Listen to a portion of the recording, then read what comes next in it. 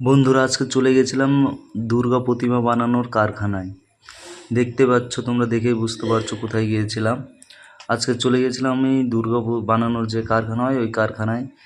এক একটা কাজ এত নিখুঁত করে করতে হয় যে মানে আমরা তো বুঝতে পারবো না কতটা নিখুঁত করে করতে হয়, কতটা টাইম লাগে।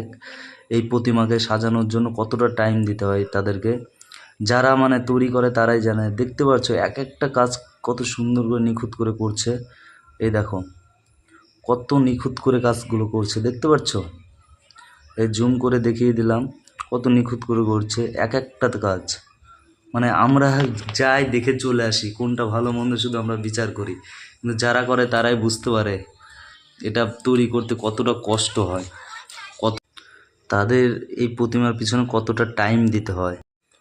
এই দেখো যেমন দিন চলে এসেছে, এরা কিন্তু দিন নেই রাত নেই